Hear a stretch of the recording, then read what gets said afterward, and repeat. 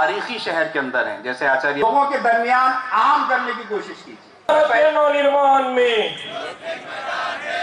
تو میں پہلی گزارش جو آپ سے کرنا چاہتا ہوں، پہلا جو ٹاسک آپ کے سامنے رکھنا چاہتا ہوں وہ یہ. السلام علیکم ورحمۃ اللہ وبرکاتہ. یہ میرے لیے بے انتہا خوشی کا موقع ہے کہ آپ کے اس انتہائی اہم کنونشن میں مجھے شرکت کی خوشی مسرت حاصل ہو رہی ہے. ابھی اس سیشن میں بہت ہی اہم تقریریں ہوئی جس میں خدمت کے مختلف محاذوں کی، مختلف فرنٹس کی تفصیلات ہمارے سامنے آئیں. اسی طرح یہاں آنے سے پہلے مجھے ایگزیبیشن میں شرکت کا موقع ملا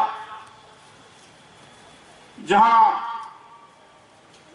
نوجوانوں کے انتہائی اہم انوویٹو کارناموں کی تفصیل ایگزیبٹ کی جا رہی ہے. تو ان سب کو دیکھ کر اندازہ ہوتا ہے کہ آپ ایک بڑی تبدیلی کا عزم لے کر یہاں جمع ہوئے ہیں. ریاست کو بدلنا چاہتے ہیں، پوری ریاست میں ایک پوزیٹو چینج لانا چاہتے ہیں.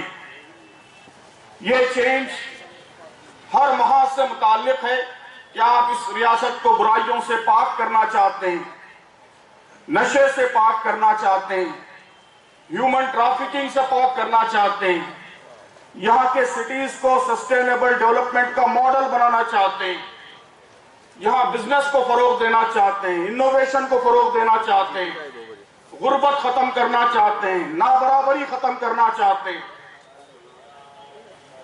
تو میرے لیے آج ٹاپک جو رکھا گیا ہے اس کا تعلق امید سے ہے، ہوپ، آشا.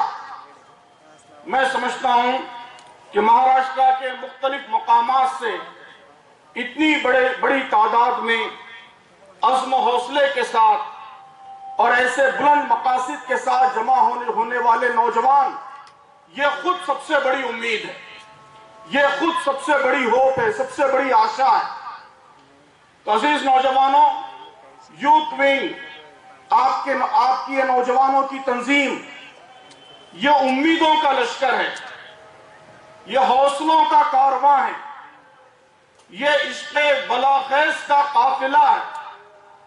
اللہ تعالیٰ سے دعا ہے کہ اللہ تعالیٰ صحیح معنوں میں اس قافلے کو اس پوری ریاست میں ایک نئی صبح، ایک نئی شہر کے طلوع کا ذریعہ بنائے. آپ کے ذریعے یہاں ایک بڑی زبردست مثبت تبدیلی آئے اور یہاں کے لوگوں کی جائز آرزوئیں، ان کے خواب، ان کی امیدیں یہ آپ کے ذریعے پوری ہوں. اس وقت حالات پر کسی تفصیلی گفتگو کا موقع نہیں ہے. حالات کیا ہیں یہ آپ سب کے سامنے ہیں کہ ہمارا ملک اس وقت بدترین فرقہ پرستی کی، سامپردائکتا کی، کمیونلزم کی زد میں. فرقہ پرست طاقتیں یا کمیونل فورسز کیا چاہتی ہیں؟ وہ یہی چاہتی ہیں کہ ملک کے عوام کے درمیان دوری پیدا ہو،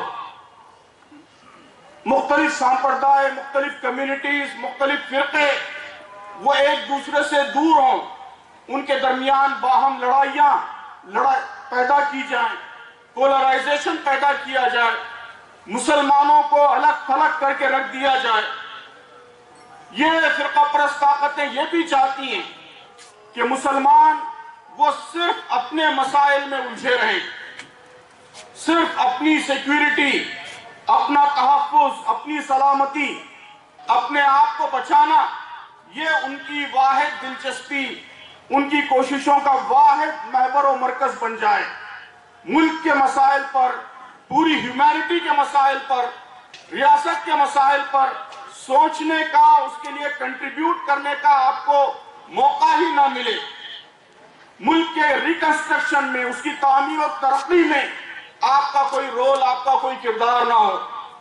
مسلمانوں میں انتشار پھیلے، اختلاف پھیلے، وہ ایک امت باقی نہ رہیں بلکہ فرقوں میں، گروہوں میں بٹ کر رہ جائیں. وہ مایوس ہو جائیں، نراش ہو جائیں، پست ہمت ہو جائیں، ہمت ہار دیں، یا دوسری طرف وہ ایکسٹریمزم کے شکار ہو جائیں، عتیوات کے، انتہا پسندی کے شکار ہو جائیں. تو آج جو میرا عنوان رکھا گیا ہے کہ ان دونوں انتہاؤں سے ہمیں بچنا ہے. ہمیں ایکسٹریمزم سے بھی بچنا ہے، ہمیں مایوسی سے بھی بچنا ہے، ہمیں حالات کے آگے سرنڈر بھی نہیں ہونا ہے، اپنے اصولوں سے، اپنے پرنسپل سے وڈرا بھی نہیں ہونا ہے، دستبردار بھی نہیں ہونا ہے. اور دوسری طرف ایکسٹریم سوچ، اگروادی سوچ، اس سے بھی اپنے آپ کو، اپنے نوجوانوں کو بچانا ہے. عزیز نوجوان دوستو، اگر آپ تاریخ کا، اتہاس کا مطالعہ کریں تو آپ کو معلوم ہوگا کہ قوموں پر جب سخت حالات آتے ہیں، مشکلات آتی ہیں، چیلنجز آتے ہیں، پریشانیاں آتی ہیں، تو دو طرح کے رویے، دو طرح کی سوسائیڈل ٹینڈنسیز، آتم ہتیا کے رویے، خودکشی کے رویے ان کے اندر پیدا ہو جاتے ہیں. وہی دو رویے جن کی طرف اس ٹاپک میں اشارہ کیا گیا ہے کہ ایک رویہ وہ انتہا پسندی کا، عتیوات کا، ایکسٹریمزم کا رویہ ہے کہ حالات کے نتیجے میں آپ غصے کے شکار ہو جائیں، غیظ و غضب کے شکار ہو جائیں، نفرت کے شکار ہو جائیں، آپ کمیونلزم کا جواب کمیونلزم سے دینے لگے، سامپردائکتا کا جواب سامپردائکتا سے دینے لگے، آپ کے رویوں کے اندر شدت پیدا ہو جائے، آپ کے وچاروں میں، آپ کے خیالات میں شدت پیدا ہو جائے، سب کو آپ اپنا دشمن سمجھنے لگیں، امید کی، آشا کی کوئی کرن آپ کو نظر نہ آئے، آپ کو ایسا لگے کہ ٹنل کے آگے کوئی راستہ نہیں ہے، سارے راستے بند ہیں. تو یہ رویہ ایکسٹریمزم کا رویہ ہے، انتہا پسندی کا رویہ ہے. اور اتہاس سے، تاریخ سے یہ معلوم ہوتا ہے کہ جن قوموں کے اندر بھی یہ رویہ پیدا ہوا وہ ختم ہو گئی. یہ سوسائڈ کا رویہ ہے، آتم ہتیا کا رویہ ہے. اس ملک میں اسلام کی، مسلمانوں کی جو طاقتیں دشمن ہیں وہ یہی چاہتی ہیں کہ نوجوانوں کے اندر ایکسٹریمزم پیدا ہو، انتہا پسندی پیدا ہو، نفرت پیدا ہو، مسلمانوں میں بھی کمیونلزم پیدا ہو. ہمیں اس رویے سے اپنے آپ کو بھی بچانا ہے، پوری امت کو، امت کے سارے نوجوانوں کو بھی بچانا ہے. دوسرا رویہ کیا ہے؟ دوسری سوسائیڈل ٹینڈنسی کیا ہے؟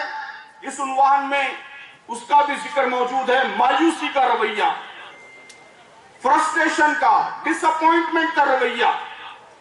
کیا آپ مایوس ہو کر گھر میں بیٹھ جائیں، آپ یہ سمجھیں کہ اب اسٹرگل کے لیے، جدوجہد کے لیے کوئی راستہ بچا نہیں ہے، آپ ڈر کا شکار ہو جائیں، خوف کا شکار ہو جائیں، بھے کا شکار ہو جائیں، آپ کو لگے کہ اس ملک میں اب ہمارے لیے، ہماری نسلوں کے لیے کوئی اسکوپ، کوئی اپارچونٹی باقی نہیں رہی ہے، ہمیں نیوزی لینڈ چلے جانا چاہیے، آسٹریلیا چلے جانا چاہیے، ٹرکی چلے جانا چاہیے، یہاں ہمارے بزنس کے لیے موقع نہیں ہے، یہاں ہمارے کیریئر کے لیے موقع نہیں ہے، ہماری آئندہ نسلیں یہاں زندہ رہیں گی نہیں رہیں گی، یہ اس پر سوالیہ نشان ہے، اس پر کوشچن مارک ہے.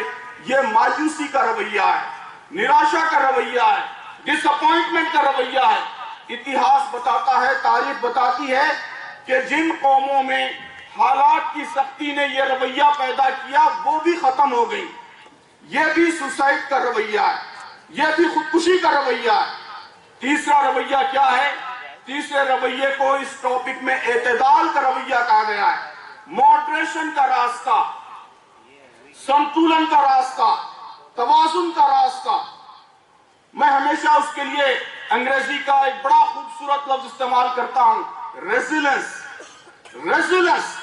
تاریخ بتاتی ہے کہ بعض قومیں مشکلات میں ریزیلنس کا ثبوت دیتی ہیں اور اس کے نتیجے میں پہلے سے زیادہ طاقتور بن کر نکلتی ہیں. ریزیلنس کا مطلب کیا ہے کہ آپ اگر اسپرنگ لیں، اسپرنگ کو زور سے دبائیں تو کیا ہوتا ہے؟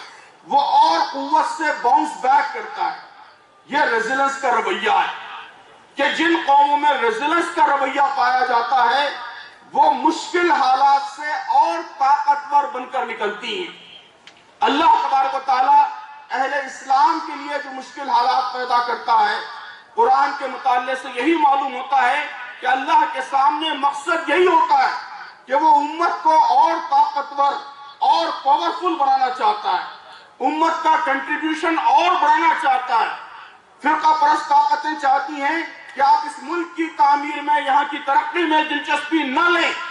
مشکل حالات میں ریزیلنس کا رویہ یہ ہے کہ ہمارا کنٹریبیوشن بڑھ جائے، ملک کے لیے ہماری خدمات بڑھ جائیں۔ فرقہ پرست طاقتیں چاہتی ہیں کہ ہم صرف اپنے مسائل تک اپنے آپ کو محدود رکھیں۔ ریزیلنس کا رویہ یہ ہے کہ ہم آگے بڑھ کر سارے انسانوں کے لیے، اس ملک کی پوری آبادی کے لیے عدل کے، جسٹس کے، انصاف کے علم بردار بن کر ابھرے۔ ریزیلنس کا رویہ یہ ہے کہ ہم حالات کو اپارچونٹی کے روپ میں دیکھیں۔ جو چیلنجز ہیں، جو مشکلات ہیں، اس میں اللہ تبارک و تعالیٰ نے کیا موقع پوشیدہ کر رکھے ہیں، کیا اپارچونٹیز پوشیدہ کر رکھی ہیں، اس کو ہم دیکھیں، یہ نظر ہم اپنے اندر پیدا کریں۔ یہ ریزیلنس کا رویہ ہے۔ قرآن مجید میں اللہ تبارک و تعالیٰ نے فرمایا ہے، آپ سب اس آیت کو بار بار پڑھتے ہیں، آپ میں سے اکثر لوگوں کو آیات یاد ہوں گی۔ سورہ علم نشرح کی آیت، فَإِنَّ مَعَ الْعُسْرِ يُسْرًا، إِنَّ مَعَ الْعُسْرِ يُسْرًا۔ دیکھیے آپ کہ اس آیت میں اللہ تبارک و تعالیٰ نے العسر استعمال کیا ہے۔ جو لوگ عربی جانتے ہیں انہیں معلوم ہے کہ یہ ایک پراپر ناؤن ہے، معرفہ، مطلب یہ کہ مشکل ایک ہی ہے لیکن اس کے ساتھ یسرا کو جنرل فارم میں استعمال کیا ہے۔ اس کا مطلب یہ ہے کہ آسانیاں دو ہیں، یعنی ہر مشکل کے ساتھ دو آسانیاں ہیں۔ جتنی مشکلات ہیں، جتنے چیلنجز ہیں، اس کے مقابلے میں دوگنی تعداد میں ڈبل اپارچونٹیز آپ کے لیے ہیں۔ تو عزیز دوستو، ریزیلنس کا رویہ یہ ہے کہ ان مشکلات میں ہم اپارچونٹیز کو دیکھیں، مواقع کو دیکھیں۔ ریزیلنس کا رویہ یہ ہے کہ مشکلات کو، چیلنجز کو، پریشانیوں کو ہم فیڈ بیک سمجھیں۔ یہ فیڈ بیک ہے، اس سے ہم کو معلوم ہوگا کہ ہماری غلطیاں کیا ہیں، ہماری کمزوریاں کیا ہیں، ہماری ویکنیسز کیا ہیں جن کو ہمیں دور کرنا ہے، ہم کیسے اپنے رویوں کو بہتر بنا سکتے ہیں، ہم کیسے آئندہ اپنی اسٹرگل کو اور ایفیکٹو اور مؤثر اور زیادہ بہتر بنا سکتے ہیں۔ 70 برسوں میں جو کچھ ہم نے نہیں کیا وہ ہم آئندہ کریں گے۔ ہم اپنے کاموں کو اور بہتر بنائیں گے، اور ایفیکٹو بنائیں گے، اور طاقتور بنائیں گے۔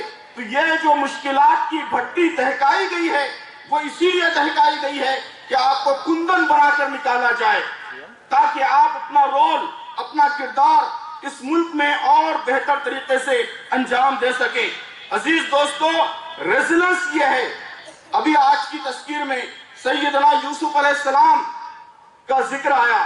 ریزیلنس یہ ہے کہ کنعان کے اندھے کنویں کو، جس میں سیدنا یوسف علیہ السلام کو ان کے بھائیوں نے ڈھکیل دیا تھا، اور جہاں زندگی ختم ہوتی ہوئی محسوس ہوتی تھی، جہاں ساری امیدیں دم توڑتی ہوئی محسوس ہوتی تھیں، آپ کنعان کے اس اندھے کنویں کو مصر کے تاج و تخت کی پہلی سیڑھی سمجھیں۔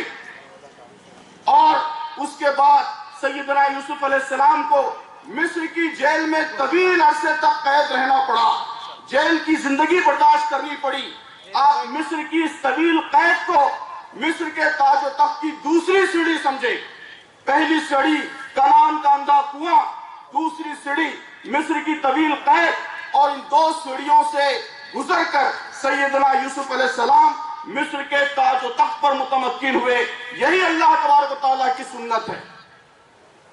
اللہ تبارک و تعالیٰ اہل ایمان کے لیے آزمائشیں اسی لیے پیدا کرتا ہے کہ وہ اس سے اور طاقتور بن کر نکلیں اور عروج کی، سربلندی کی منزلیں طے کریں، لیکن اس کے لیے ریزیلنس کا رویہ، درمیان کا رویہ، اعتدال کا رویہ اپنے اندر پیدا کرنا انتہائی ضروری ہے۔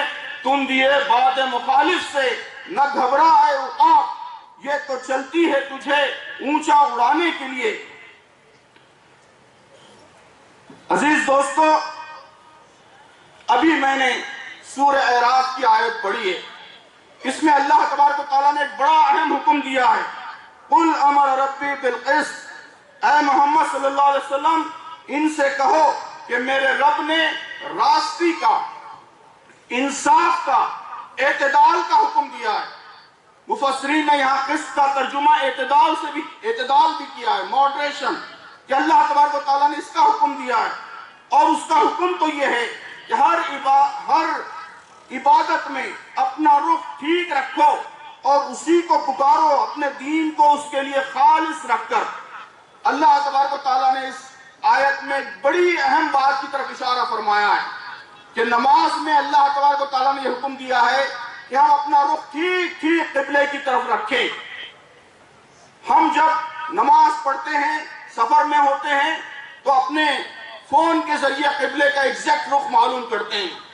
ہم مسجد بناتے ہیں یا اپنا گھر بناتے ہیں تو انجینئر کو بلا کر پیچیدہ کیلکولیشنز کی مدد سے قبلے کا ایگزیکٹ رخ معلوم کرتے ہیں۔ ہم چاہتے ہیں کہ ہم ذرا نہ دائیں ہوں نہ ذرا بائیں ہوں، بلکہ ٹھیک قبلے کی طرف رخ رکھ کر کے ہم نماز ادا کریں۔ عزیز دوستو، اللہ تعالیٰ نے اس آیت میں اشارہ فرمایا ہے کہ یہ جو ٹریننگ آپ کو دی جا رہی ہے نماز کے ذریعے، وہ اس لیے ہے کہ ہماری پوری زندگی میں بھی یہی ایگزیکٹنیس، یہی پریسیشن ہمارے اندر پیدا ہو کہ یہ دین زندگی کو ایک خاص رخ دیتا ہے۔ اس رخ سے نہ ذرا دائیں طرف جھکنے کی گنجائش ہے، نہ ذرا بائیں طرف جھکنے کی گنجائش ہے۔ اب ذرا دائیں جھکیں گے تو ایکسٹریمزم کے شیر شروع ہو جائیں گے، اب ذرا بائیں جھکیں گے تو پسپائی کے، مداہنت کے شیر شروع ہوں گے۔ ہمیں دونوں سے بچنا ہے، اپنا رخ ایگزیکٹ رکھنا ہے، ٹھیک وہی رخ جو قرآن و حدیث میں ہم کو معلوم ہوتا ہے، وہی رخ اختیار کرنا ہے پوری زندگی میں۔ اسی کا نام اعتدال ہے، اسی کا نام توازن ہے۔ اور عزیز دوستو، توازن، اعتدال، یہ اللہ تبارک و تعالیٰ کی ایک بہت عظیم سنت ہے۔ اللہ تعالیٰ نے قرآن مجید میں فرمایا ہے کہ پوری کائنات، پورا یونیورس اللہ تبارک و تعالیٰ نے اعتدال اور توازن کی بنیاد پر قائم فرمایا ہے۔ وَالسَّمَاءَ رَفَعَهَا وَوَضَعَ الْمِيزَانَ، اللہ تطغوا فی المیزان، کہ آسمان کو اس نے بلند کیا اور بیلنس قائم کر دیا، توازن قائم کر دیا، سنتولن ثابت کر دیا۔ اس کا تقاضا ہے کہ تم اس بیلنس میں کوئی خلل نہ ڈالو۔ آپ دیکھیے کہ اللہ تبارک و تعالیٰ نے اس کائنات میں اتنا حیرت انگیز سنتولن، اتنا حیرت انگیز بیلنس قائم کیا ہے کہ ہمارے سائنس کے اساتذہ ہم کو بتاتے ہیں کہ فضا میں 20.9% آکسیجن ہے۔ یہ آکسیجن اگر تھوڑی سی کم ہو جائے تو شاید اس زمین پر کسی کی زندگی ممکن نہ رہے، پاسبل نہ رہے۔ اور تھوڑا سا اس میں اضافہ ہو جائے، آکسیجن 22% ہو جائے، تو پھر جلنے کا عمل اتنا تیز ہو جائے گا کہ معمولی دھوپ سے ہر چیز آگ پکڑ لے گی، زمین پہ کوئی چیز باقی نہیں رہے گی۔ اس زمین پر لائف اسی وقت پاسبل ہے جب آکسیجن 20.9% رہے، جب گریوٹی وہی رہے جو اللہ تعالیٰ نے کیلکولیٹ کر کے مقرر کر دیے۔ تو یہ پوری کائنات کی زندگی یہ اعتدال کی وجہ سے، توازن کی وجہ سے، سنتولن کی وجہ سے، بیلنس کی وجہ سے۔ اسی طرح انسانی زندگی بھی اگر کامیاب ہو سکتی ہے، میری آپ کی زندگی کامیاب ہو سکتی ہے، امت مسلمہ کی زندگی کامیاب ہو سکتی ہے، تو وہ اعتدال کے نتیجے میں ہی کامیاب ہو سکتی ہے۔ اسی لیے اللہ تبارک و تعالیٰ نے اس امت کو امت وسط قرار دیا ہے۔ وَكَذَلِكَ جَعَلْنَاكُمْ أُمَّةً وَسَطًا، کہ ہم نے اس امت کو امت وسط، ماڈریٹ امت، سنتولت گروہ بنا کر پیدا کیا ہے۔ تو اسی اعتدال کے راستے پر ہمیں قائم رہنا ہے۔ اعتدال کی یہی وہ روش ہے جسے قرآن مجید صبر کہتا ہے۔ صبر کیا ہے عزیز دوستو؟ صبر یہ ہے کہ ہم اپنے ایموشنز کو، اپنے جذبات کو، اپنی بھاوناؤں کو قابو میں رکھیں۔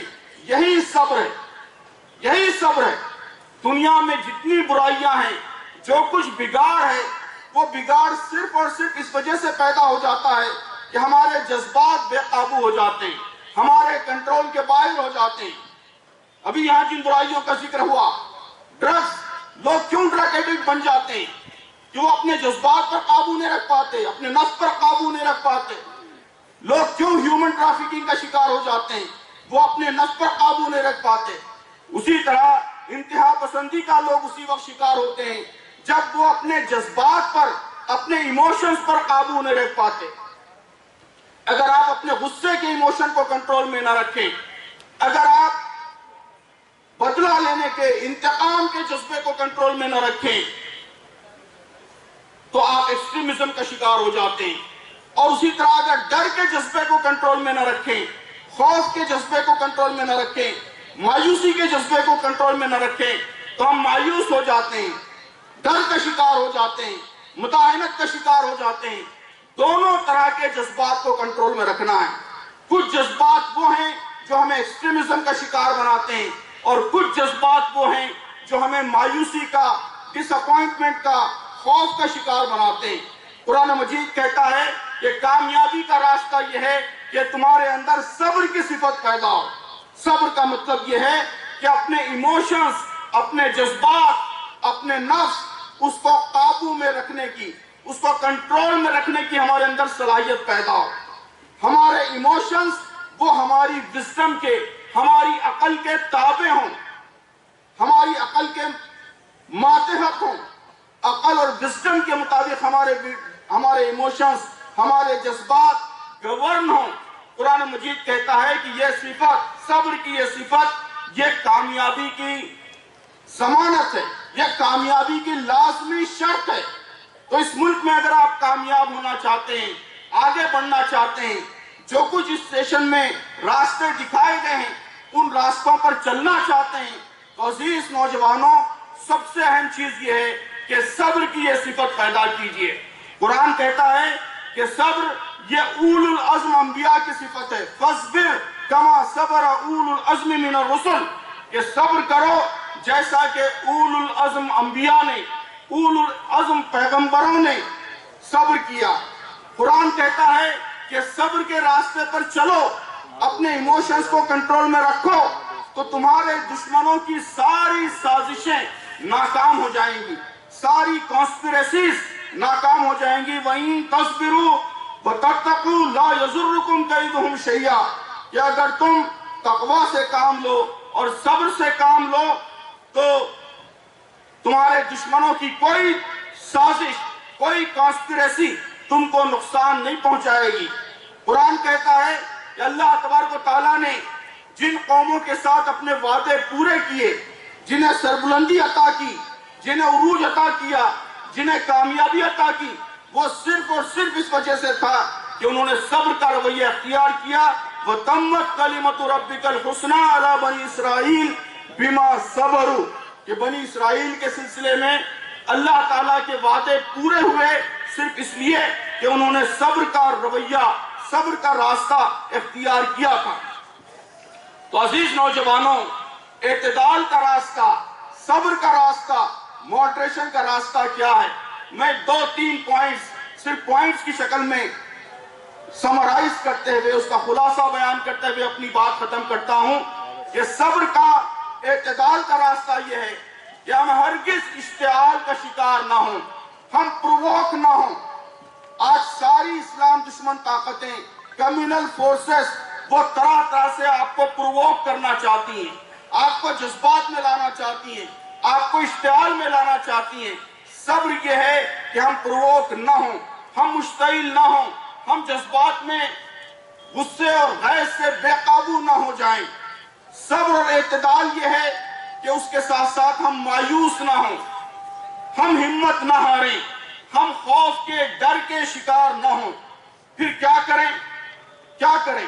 نہ ہم مایوس ہوں اور نہ مشتعل ہوں، نہ غصے میں آئیں، نہ خوف کے شکار ہوں۔ تو پھر راستہ کیا ہے؟ کیا کریں ہم؟ تو صبر کا راستہ، اعتدال کا راستہ یہ ہے کہ ہم ہر حالت میں اپنے اصولوں پر قائم رہیں۔ انشاءاللہ اس موضوع پر آخری گفتگو میں تفصیل سے بات کروں گا کہ ہر حال میں ہم اپنے اصولوں پر قائم رہیں، اپنے دین پر قائم رہیں، دین کی تعلیمات پر قائم رہیں، دین کی قدروں پر قائم رہیں۔ اور دین کی تعلیمات دین کی قدروں ہی پر نہیں، بلکہ یہ دین زندگی کا جو مقصد دیتا ہے، زندگی کا جو نصب العین دیتا ہے، زندگی کا جو آبجیکٹو دیتا ہے، اس پر بھی ہم قائم رہیں، اس پر بھی ہم جمے رہیں۔ ہم امت وسط ہیں، ہمارا کام سارے انسانوں کو اللہ کا پیغام پہنچانا ہے، یہ کام ہم ہر حالت میں کرتے رہیں۔